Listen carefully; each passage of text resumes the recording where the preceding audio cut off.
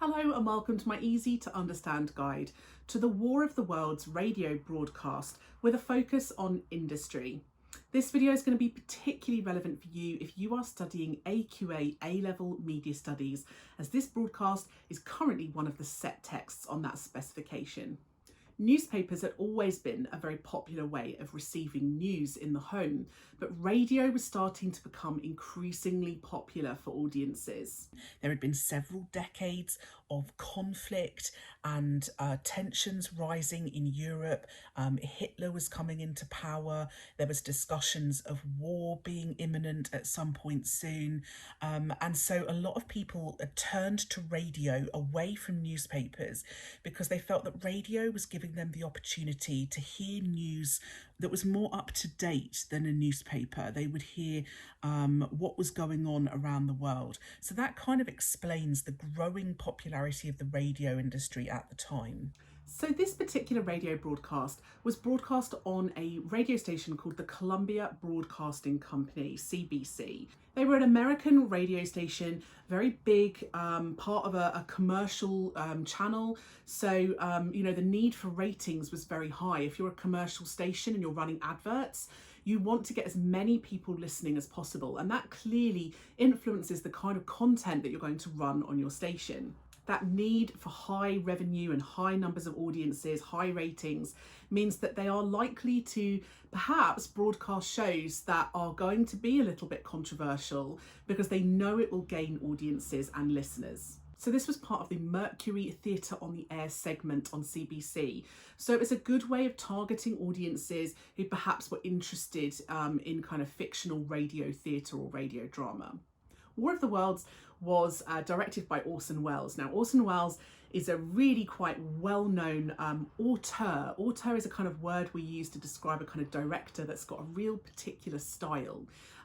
So he was reasonably successful and reasonably well known at the time. He was kind of known as a young prodigy. He'd had lots of success in theatre and in radio. And although he was very young, he'd clearly made several other media products that had gathered a lot of success and praise from audiences and critics. Like most directors, he borrowed a lot of his ideas from other people. So Orson Welles actually looked at Ronald Knox's Broadcasting the Barricades in 1926. So he got some real inspiration from that and how they were kind of reported and commented on issues of war and conflict. The writer, Howard Koch, again had some really good successes. Around the World in 80 Days, Hell on Ice, and he'd had particularly success with sci-fi products. So the use of and employing these people who'd had success with other similar products is a great way of trying to lower the risk for your product and trying to maximise the potential success of War of the Worlds. It was also based on an existing book, and basing your product on something that already exists means that it has an existing fan base, a pre-sold audience of people who may listen because they're aware of the book, and that helps to reduce risk even further. One of the things that Howard Koch did in order to make the radio play about War of the Worlds feel more relatable to an audience was he changed the setting in the book. It was a kind of more historical setting. He changed and modernised the setting to modern day New York at the time. That was a change they made in order to make the radio play feel more marketable and up to date for an audience. Obviously, the way that a radio drama is put together is quite unusual and quite different to the way that, for example, a modern TV drama is made. So they had lots of actors and voiceover artists within the radio studio, all performing live. They had an orchestra in the studio creating the music, and they had a number of people creating the sound effects, which were really key in creating the atmosphere and tension for the show. I think because the creators and the radio station knew in advance it might be seen as controversial, they tried to self-regulate. They tried to control a little bit of that content.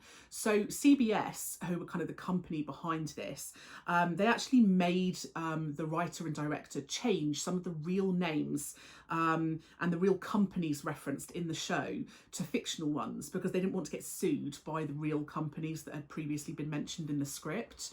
So there was a little bit of self-regulation going on there. They also kind of had later reminders that evening on the radio station that that broadcast was fiction. Obviously that depends on whether the audience were listening to that part of it, but certainly you know, they did have some reminders there, I think because they knew there might be some confusion. So there was some kind of control and self-regulation by the companies involved. It's also important to know that this was broadcast on October the 30th, so just a day before Halloween. And Orson Welles actually came onto the radio shortly after War of the Worlds had been broadcast and said that he considered this to be a kind of Halloween special, and therefore that's why it had been designed to kind of feel quite horrific and terrifying. So the scheduling and the date on which this happened is quite important to consider in terms of you know, why they designed the show this way.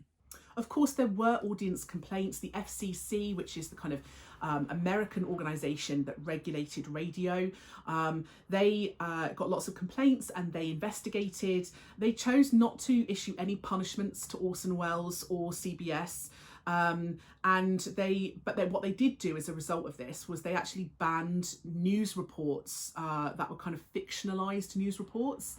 So people, as a result of War of the Worlds, could no longer broadcast what was seen to be real news but was actually fiction.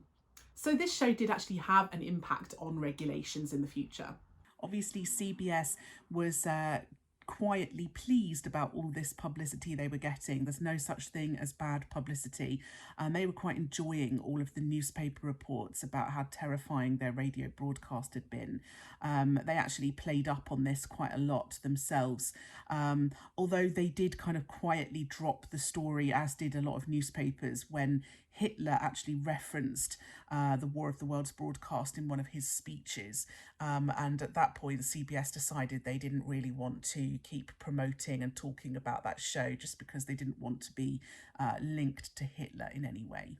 So that was my very simple, easy to understand guide to the radio industry and War of the Worlds. Don't forget to check out my channel for other relevant videos, including more about War of the Worlds. And if you would like a video that I don't already have, please just leave a little comment below and I will see what I can do.